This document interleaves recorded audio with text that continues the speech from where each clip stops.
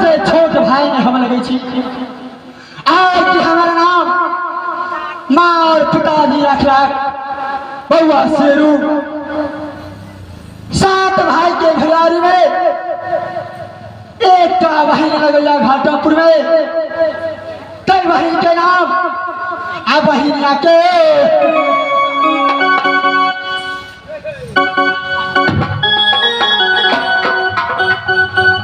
सब बहन के नाम वाला प्रेमी सो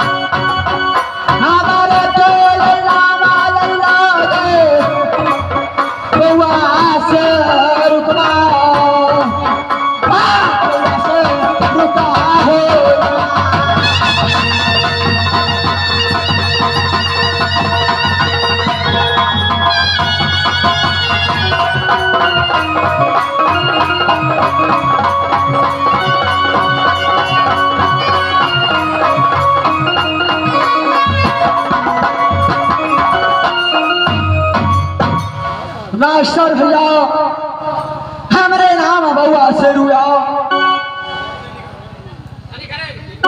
ऐसा है अपना महल में जा रहा छी और वहां पर भाई सबके हाल समाचार पूछा। भैया जी ने कहा सीखना से चली हम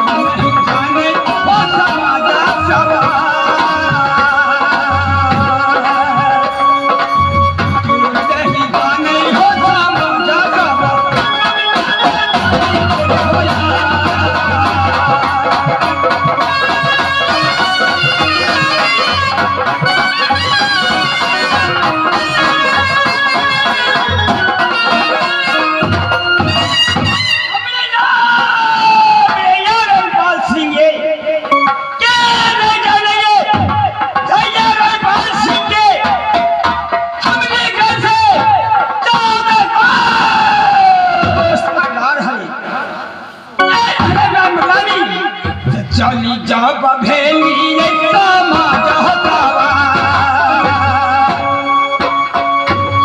जब भेलिए हो समाज हतावा अपना ये गोली पर होता